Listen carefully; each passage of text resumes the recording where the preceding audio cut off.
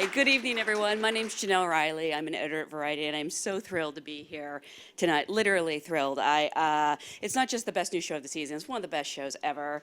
So at this point, please join me in welcoming the star and one of the creators of the show. I would list some of her credits, but I'm not sure that it's safe for work. I will say highlights include the videos I Steal Pets and Stints on Robot Chicken. And as the titular character in Crazy Ex-Girlfriend, she is truly a revelation and a good person. Please welcome Rachel Bloom.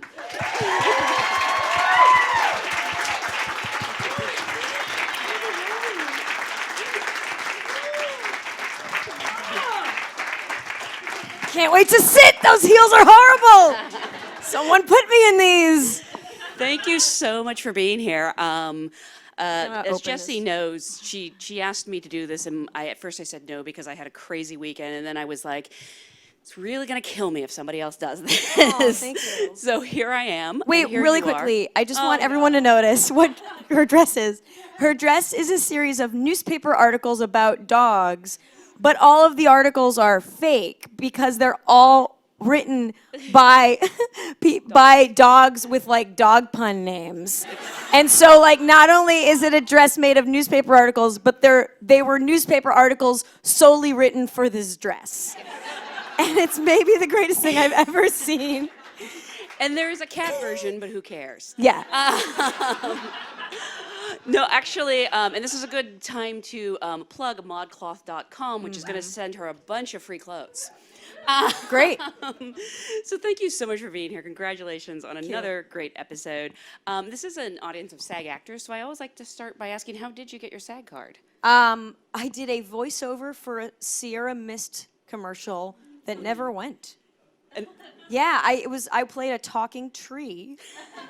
And I was talking about Sierra Mist, and I think it was even like a spec commercial. Really? And then I got a letter in the mail saying you're SAG eligible, and then I didn't join for like 5 years because I didn't have the money to. And then I got forced to join when I did a commercial, and they were like, you literally can't do this commercial unless you pay $2,000 or whatever. God. So I borrowed the money from my parents. Yeah. And then what were you paid for the commercial? Probably $1,000. For the Sierra Mist commercial? No, for the one that you had to. Oh join yeah, SAG like you know, scale 900 I think. Oh. I don't know. You guys tell me. I don't know. Yeah, it's you know. So I actually want to go back and start at the beginning of your career because I think you might be one of those rare creatures that's like a Los Angeles native. Yeah, I am. I'm from Manhattan. There's one other. Yeah. I'm from well, I heard people laughing in the crowd when we were listing all of the LA places, so I feel like there are more LA natives here. But I grew up in Manhattan Beach, but before it was like super Manhattan Beachy. If you know what I mean. Before it got like super rich, but the people were still assholes. And and then my grandparents lived in Torrance, so I spent a lot of time in Torrance growing up. It was kind of like my second home. And so yeah, I grew up here, and then I went to school in New York, and then I moved back here for comedy. So did you purposely go to New York to get far away, or? I just always felt like I belonged in New York. Yeah. I wanted to do musical theater and Broadway and stuff, and you know, it's just when like your school offers surf PE, that's just like not the thing. And we had a very good drama department, but I definitely remember a kid turning me in class one of my high school drama scripts and just being like, oh my God, you have to memorize so many lines. Why do you do that to yourself? And I was like, I don't know, why do you fight freezing waves every morning and almost drown, you maniac? Fuck yourself. So you were like a drama nerd? I was a drama nerd, and we did a very good drama program, and I only listened to musical theater before age 20. I mean, I'm still catching up. Like, I'm literally still catching up on, like, the Beatles. It's really sad. But I was really into musical theater, and then I went to school at NYU, which it was just what I thought I'd love, and I was right. New York really was, like, more my speed than California was. But as I've moved back, it's good because it balances me out. Mm-hmm. It kind of has a more calming, like, relaxed energy. I'm already so neurotic. I don't need a city to reinforce it in a way, you know. I mean, you're being modest. You went to not just New York University. You went to the Tisch School of the Arts, which did not let me in. Let me put it that way. Really? Yeah. I'm sorry. They should have. Clearly, I'm over it. You know what though? So Donna Lynn, who plays Paul on the show, went to Carnegie Mellon, and I did not get into Carnegie Mellon, and to this day I'm just like, oh, did you learn that at Carnegie Mellon?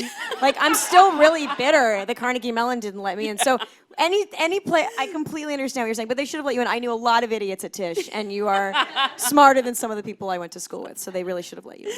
But is that sort of where, I mean, would you say you developed a method or, found your voice, or did you already have it? Well, as far as like comedy, like I got into a sketch group at NYU, and I got obsessed with making sketch comedy.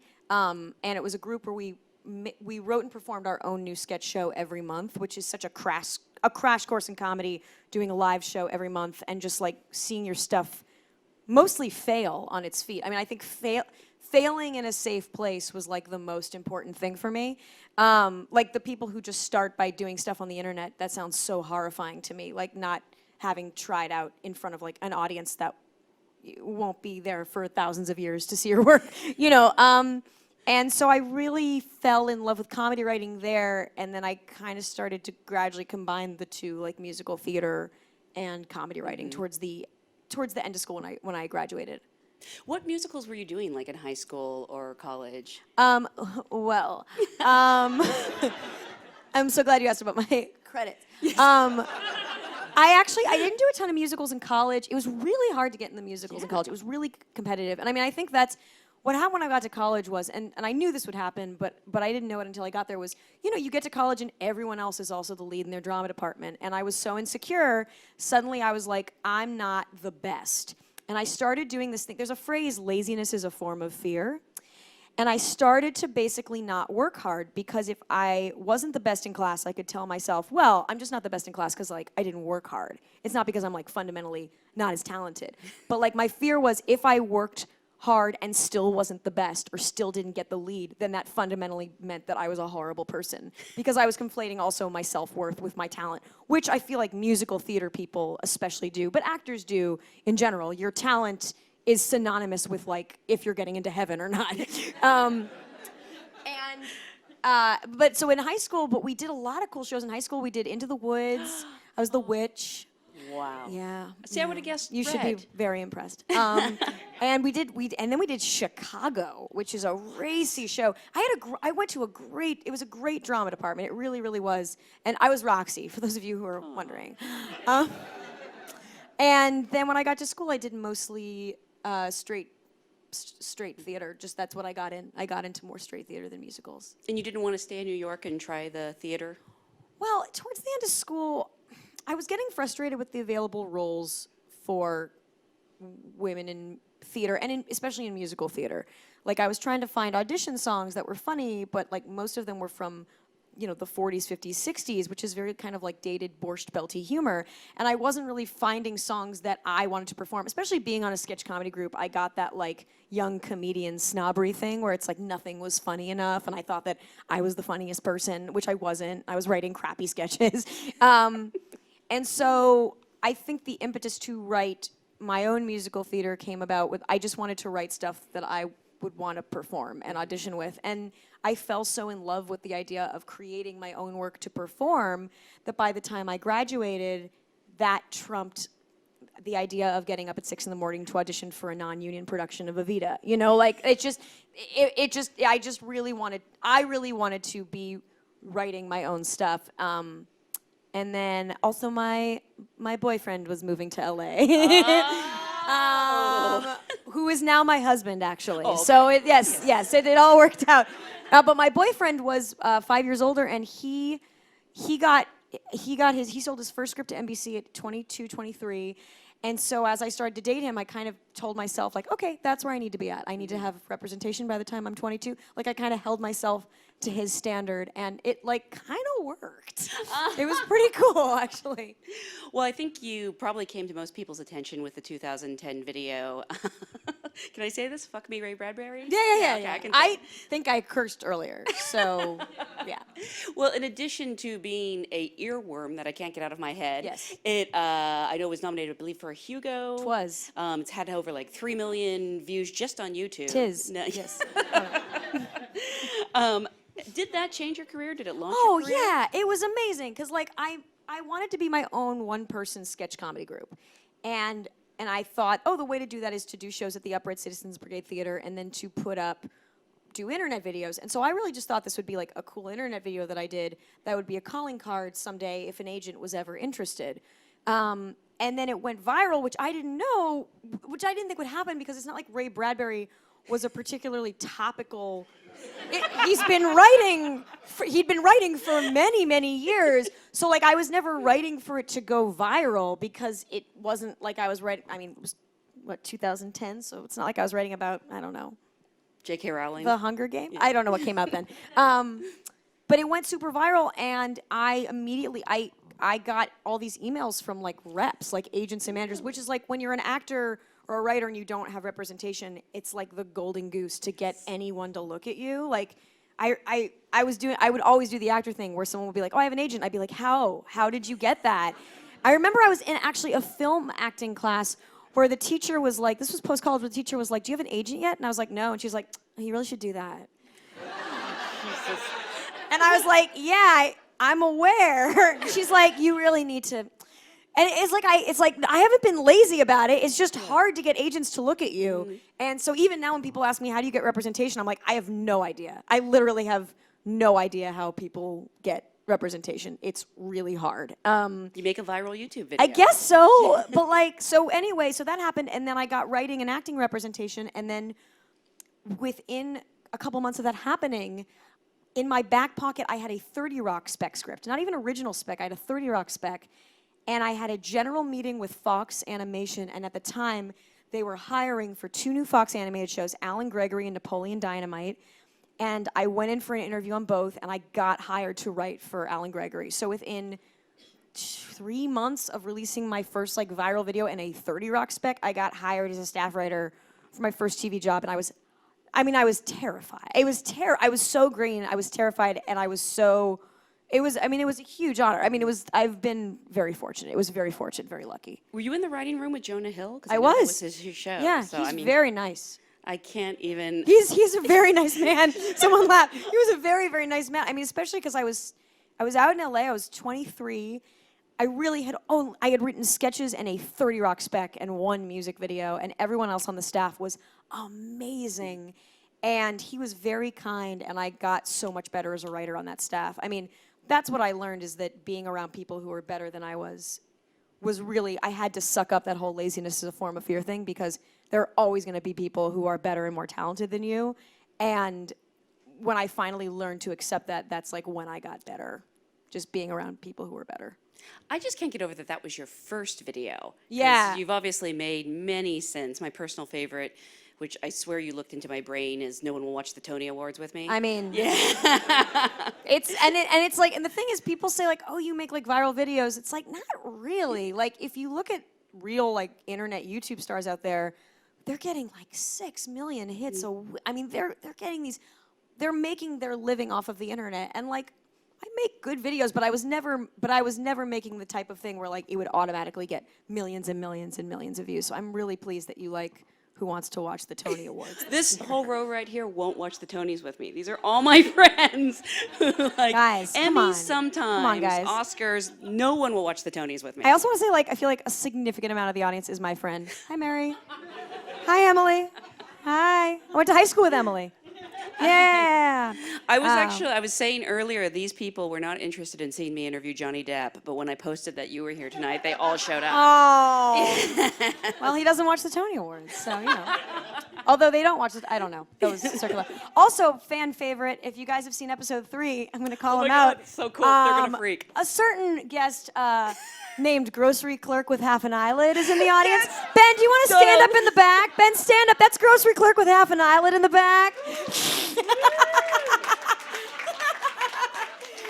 That's my friend Ben. We wrote the part for him, and he has 2 real eyes. You don't know how happy you just made this woman right here. She's obsessed with Half Eyelid guy. There was a review that said like the real star of the episode, Grocery Clerk with Half an Eyelid, and Ben posted it on his Facebook, and I thought he'd photoshopped it because he does that a lot with like photoshopping things, and he hadn't. I actually have a question from the audience. Yeah. And again, I apologize if I mispronounce anyone's name. I think it's Satya. Oh wow, thanks. Nice. Wants to know, how did you start putting your YouTube content channel together? it was literally started with that one video. I had the song, I'll just say Fuck Me Ray Bradbury, that I'd written like a year and a half before I decided I wanted to do YouTube content, and I put it away. I just wrote it because I was like, oh, this is a funny song. And I'd been going through a breakup and reading the Martian Chronicles, as one does. And I put it away, and then when I thought of, well, I want to do an internet video to kind of introduce myself as my own kind of one-woman sketch group, I rediscovered that song, and I wrote up the script, because I'd been writing sketch scripts for years, and then I got some really talented friends who would work for cheap, and so my friend Paul Briganti directed it, who's now, he's a fantastic director. He's also directed a lot of my other videos. This amazing DP, Paul Rondeau in New York, who did it for like Bupkis, who did it for nothing, and had his own equipment, and they just made it work. And we rented out a Catholic school, a defunct Catholic school that is now closed for $200. And so they let me film in this Catholic school for a suggested donation of $200. And so, like, if you have a good DP and a good director, and then my friend Jack, who now writes for the show, produced and helped me write the song, and it's just, you just find talented people to help. And I've heard urban legends that Ray Bradbury has seen the video. Yeah, there are videos of him watching it online, and then I was really fortunate. I got to meet him. You're kidding? Yeah, I did. When I flew out to LA to meet with representation, I had to cancel a meeting because it was to meet Ray Bradbury, and I was like, I'm sorry, I can't take a meeting with you. I have to go to Ray Bradbury's house in Cheviot Hills, which they have demolished. It's a real shame, yeah. And I met with him, and we just talked about his books the whole time. It was amazing. It was really cool. And did you fuck him? No. You would always ask me that. Sorry. What would you do if I said yes? I would high five you. If I was like, yeah, I fucked that 90-year-old. Like, would everyone be like rooting for me? I mean, no, I didn't. I actually purposefully went in like I wanted to be respectful. I went in like a very modest top, and I went in my glasses to show that I was serious, because that's girl code for like, I'm a serious person, is putting on your glasses. And I was like, Mr. Bradbury, I'd like to talk about your books. Let's start with The Illustrated Man. Yeah, no, I didn't fuck him. Jesus. Wait, what is that? Fifi's Gone Sniffing by Goldie Retriever. I know, and I hate puns. I mean, clearly you don't. Like, God, I want to like make that dress a cake and eat it every day on my birthday. Don't worry, modcloth.com will be sending you several. Why are we looking out? The camera where modcloth.com will hear us plugging them. Yes. Modcloth.com. There okay, you go. Great. You're set. You're getting a big box next Oh my week. gosh, great. So in terms of like having an agent and representation, were they sending you out for roles to audition for, or were you always going to create your own material? It was a mix. I mean, like, it's hard. It's really, I was getting more work as a writer than an actor, because I think as a writer I was more special, like especially if you're looking for like a lady comedy writer, I was like maybe more special than like one of the hundreds of thousands of like 20-something actresses auditioning in LA. I mean, there are so many talented people here. But they were sending me out on a lot of comedic stuff. I also think you get better at auditioning the more confident you get. So like because we sold Crazy Ex-Girlfriend to Showtime. It was originally with Showtime. And we were kind of signing the contract, and the contract was just about to go through, and I happened to go on 2 pilot auditions, and I had never tested for a pilot in my life, and I got asked to test for 2 pilots right before I signed the contract for this. So I think it was like, that's a confidence thing. Like, yeah. The odds are, I was going in thinking like, not thinking anymore like, oh, this is mine to lose, like, please, I need this job. I was like, fuck you, I don't care if I get this job, I have a show. Yeah, it's interesting what like a little confidence. I know a very successful actor and improviser who books work all the time, and his auditioning tip is go in the room and just think that the people are idiots. Just be like, you all are idiots. You're all so stupid. I'm better than you. And that was something that I could never trick myself into doing, but like you see the people who walk into an audition room with that confidence, especially because I watched auditions for this show, which, by the way, if you ever want to learn about auditioning, watch auditions for a show. That you'll learn so much. And there were just people who walked in just being like, yeah, I don't need this part. I'm good enough. Like, I'm so good. Like, you should be lucky to hire me. And those people have a certain something. Were you good at auditioning? I don't know. I probably wasn't. Like, judging from the fact I, like, didn't get callbacks. But did you have any of those horrible audition stories? No, or no was it horrible pretty- audition stories. Just a lot of like, oh, thank you. Okay. You know what I think my mistake was? One of the main things I learned from, right, because this is a room full of actors. So there are a couple things I learned from watching these auditions. The first thing is, as far as I'm concerned for comedy, being word perfect doesn't matter. Like, the first thing I was looking for when I audition people for this show, and still, is like, do I buy it? Do I buy the person saying these words? Do I buy that this person is Paula? Do I buy that this person is Greg? And like, it doesn't matter if they skip a comma or a period or they add an and or they improvise something else. To me, it was always like, is this person believable in the role? And I think that's something that I learned. I was sticking more to the script, like, oh, I forgot that sentence. And I did a lot of auditions where I'd be like, I'm sorry, can I start again? Because I like wasn't feeling it or whatever. And it's, I don't know, for me, it's just all about like, does this person seem like the role? Mm-hmm. And which is why I'm really opposed to, it gets me really annoyed when people have like, not for callbacks, but audition sides that are like 10 pages, because it's like, you know within page 1 if the person is perfect. So why are you sending out preliminary audition sides that are like 10 pages long? You're wasting your time and their time because you're only going to watch the first 30 seconds. So that really annoys me. What else did I learn? Wait, I'm trying to think of what else I learned. Ben, I gave people a bunch of tips when this happened, right? I feel like when I was auditioning, I was talking to my friends, right, don't be word perfect. Be yourself. And yeah, just go in with your take on it.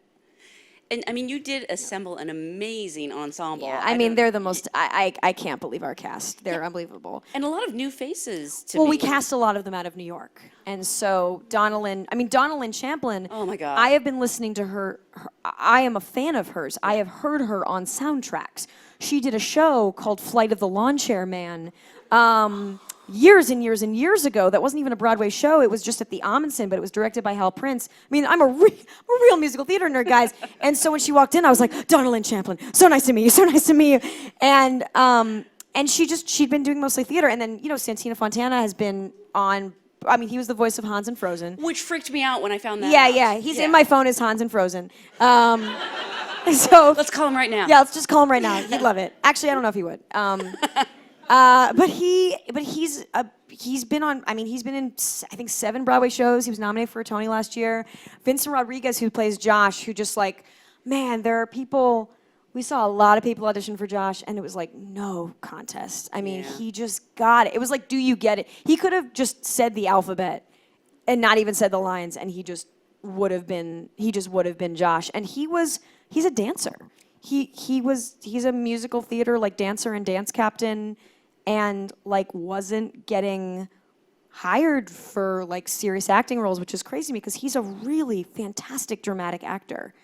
I'm overwhelmed with our cast every day. They're so talented. Oh no, they're amazing, and even like the people who have come in and just do, you know, a couple lines here or there. It's like, who is your casting director? I should have asked. Well, okay, so in New York for the pilot, we were using Bernie Telsey. Of course. But just for the pilot, our regular casting director is Felicia Fasano, who's great. Also amazing. Yeah, and who finds great people, and also especially finds wonderful child actors. Like the kids we've had on our show are fantastic. Actually, Ava Akers, who plays young Rebecca, I'm like, oh, that's the most talented person we have on the show. She's She's, I think, 10, and she's unbelievable.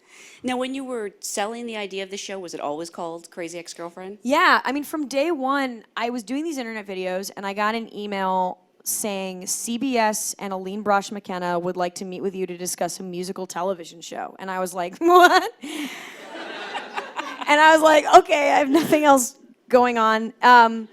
And so we went in and we started talking, and Aline, with whom I co-created the show, who's a very successful screenwriter, she wrote The Devil Wears Prada and 27 Dresses, We Bought a Zoo, so many movies.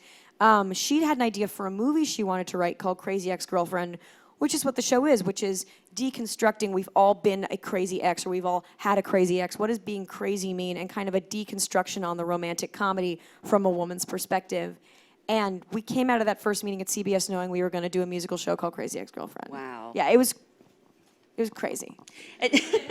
And I mean, you walk this very fine line with Rebecca being so relatable and yet sometimes so awful, which is something you've addressed in recent episodes. How tricky is that balance? And do you ever feel like you go too far in the writers' room and catch it on set? I mean, there's like a feeling to it. I don't know. I think we just try to be truthful. Like, we know she's an anti-hero. My goal isn't to make people like her. My goal is for you to understand where she's coming from and why she's doing what she's doing and why she's quote unquote so broken inside, to quote the cartoon Sun. And I don't know. Aline, it's weird to it's because the executive producer in me talks about the show, especially it's weird to you're writing a show about a love triangle essentially, but then you're playing the person around whom the triangle is centered, right? So the EP in me can be like, well, Greg is just so attracted to Rebecca because she's so beautiful. But it's weird because it's also me, so then I'm like, is that even realistic? Am I pretty? I don't know. So I don't know. All we can do is just kind of be truthful and tell the story we want to tell, and keeping in mind that she's a bubbly Walter White. I mean, she's... I love that. Like she's an anti-hero. Yeah. She's not making the correct decisions. Moving to West Covina for a man is not the correct decision. Let's all be clear. She was unhappy, and she made the correct decision to pursue her own happiness, but she's pursuing it in the wrong way. Mm-hmm. But she totally didn't move there for Josh. No, she didn't. She didn't. Oh my God, the number of times writing the show of, how this episode can we say I didn't move here for Josh, or like again I didn't move here for it's hard. It's hard. Her denial's hard. We have a question Yeah. that I just have to ask from someone named Bon Bon. Great. All he wants to know is why West Covina? Yeah, great question. So we always wanted to make it like a fish out of water story. The idea that someone moves somewhere and kind of creates this whole new life, and in doing so, it's this ripple effect where she kind of blasts into the suburban town and affects everyone else's lives. And I grew up in Southern California, and I used to walk a lot. I was like from a family that walked a lot, and I associate Southern California with like no trees and like the sun beating down. Like I don't associate it with the beach, and I hadn't seen much done on like inland Southern California. Also much more racially and culturally diverse than, because the typical fish out of water story is like someone from New York moves to like Ohio, where it's just like a bunch of white people, and like how boring is that? Like I wanted to set it where I grew up, which is like people of all cultures going to the same Applebee's. Is how we like to say it. And also in high school, I was in love with a boy from Glendora, which is the city next to West Covina, and I would always look for excuses to go to Glendora or go to on the 10 freeway just to be in the proximity of him. And even now when I drive on the 10 and I see like Azusa Parkway, my heart does a little skip. And so when we were talking about that, the idea of a normal suburb suddenly becoming Eden because it's where the object of your affection lives was very funny and interesting to us. Was Josh always written as Filipino? He was always written as Asian, and he was always an Asian bro. Originally it was Josh Chang, and then when we cast Vinny, who's Filipino, we made it Josh Chan because Vinny is Filipino and Chinese, and Chan is a Filipino-Chinese name. But his last name is Rodriguez. It is. A lot of names in the Philippines are Spanish because the Spanish raped and murdered their people. And as is the story of colonization. Yeah. Spain was pretty terrible for most of history. Europe was pretty awful. Well, to quote you... It wasn't me. I'm a Jew. They were horrible to me. They hated me. See, I went to a public school, so I didn't know that. And so what's been the hardest part about making this show? I mean, And what I really want to ask actually is what's your favorite song? Because it's an Yeah. ongoing debate. Man. And tonight's is one of my favorites ever. Well, so tonight we had some great. So, Hey West Covina, or What'll It Be, was mostly written by Adam Schlesinger, who's the head of music on our show. The songs are written by any combination of me, Jack Dolgen, who's the producer and co-writer of a lot of my songs, and Adam Schlesinger, who also is the head of the music department. Adam he's an Emmy and Grammy winner. He wrote the song "That Thing You Do." He was on Fountains of Wayne, in Fountains of Wayne, whatever. And he's a genius, and he really just busted out this "What'll It Be" song, and it's, honest to God, it's one of the most beautiful songs I think I've ever heard. And the cool thing about it was, because I'm not in it, I'm in most of the show, so I don't get to sit back in my sweatpants and be an EP, but I got to sit on set to watch What'll It Be get filmed. And it was a Friday night, so I was done. So I have, I keep Jack Daniels in my office, because yeah. And so I brought a bottle of Jack onto set, and I was just watching them film this, and like, it was the first time where I was like, oh my God, a network is making this. Like, I couldn't believe it. I was like, they're letting us do a Billy Joel musical number on broadcast television. They're insane. So I love that song. There's a song coming up in episode 11 that's really close to my heart. But Settle For Me is another one. Thank you. When we thought the show wasn't going to go at Showtime, because we had a lot of the series planned out, and we knew we wanted to do like a Fred and Ginger number with Greg and Rebecca pretty early on, and we were circling around the premise of Settle For Me, and I was like, oh, but we won't get to do that Fred and Ginger Settle For Me number. And so the fact that we got to do that, and then I'm trying to think if there's any. I mean, I love all the songs. I'm really happy we got to do Sex with a Stranger, the Please Don't Be a Murderer song. Yeah. Because that was so along the lines of like what I'd been doing for the past few years, where it's like a pop song where like my boobies are out, but it's about something really dark, and we have STD jokes in it, and except on a bigger budget. And so that was really cool to compare like producing my own videos and spending my savings on a song like this, as opposed to like, oh, we actually have a budget and I don't have to go out and get the props. And on a superficial note, the costumes are amazing. Oh my God, our costume designer, Melina Root, is brilliant. So she was the costume designer for That 70s Show, SNL 1990 to 1994, Third Rock from the Sun, Brothers and Sisters. She's been nominated for Emmys, and she needs to get on Twitter, because I really want to give her shout outs, but she's like, I don't want to be on Twitter. But she's wonderful. I mean, I just work with so many smart, amazing people, and I think that's what you learn when you're on a set of any kind, is like, oh, it's just like high school, except like a bigger scale. It's just a bunch of smart, talented, passionate people who've entered into this field. We're all crazy for doing so, and like trying to put together a good show. You definitely went to a better high school than me. So can you tell us like what's up next? What can we expect? Well, the theme for the first season was the lies we tell ourselves. And if you notice, everyone on the show is telling themselves a lie. Everyone is in denial about something, and Rebecca coming to the town kind of explodes that. And you see in this episode, Josh asks Valencia to move in with him directly because of Rebecca. If Rebecca had not been there to push them apart, he might have not asked her to move in with him for a couple more years, because he and Rebecca share this common thing where they're both kind of stuck in childhood. He's pining for childhood, and she never really had a childhood, so she's stuck in the perpetual adolescence she never had. So that's where the two of them kind of connect. So you'll see throughout the season, people slowly start to like take a look around themselves in a way that they hadn't had Rebecca not come to town. And eventually Rebecca's denial will come to bite her in the ass. And I know that you're incredibly busy doing this show, but I mean, are you looking at doing outside things on the hiatus, or? No. No. Take a vacation. Vacation. Like, when I have free time, I want to see my husband, because I hear he's really cool. No, actually, the great thing is my husband is brilliant in his own right, and he's actually writing for my show once a week. And we just filmed episode 9 that he wrote, and like, it's like a really good episode. It's really good.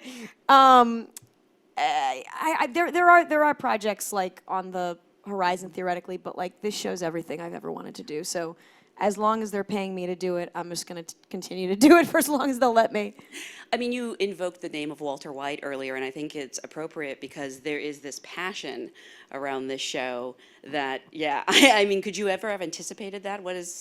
Are you okay walking down the street alone? Dude, wait, but I have not gotten recognized once. To be fair, I'm not out of the house a lot. I mean, like, I'm usually either on set or at home sleeping. No, I mean, but I'll say, like, our fan base is growing. Like, we're a show, I think that we're kind of like the little engine that could, and that every episode we have more and more. And this is just talking about, like, purely, like, Nielsen Live +3, +7 ratings, all the stuff that sounds like nonsense. But, like, when you actually look at the numbers, we're growing steadily. So it's a nice stream of praise and stream of approval, but I haven't gotten recognized once.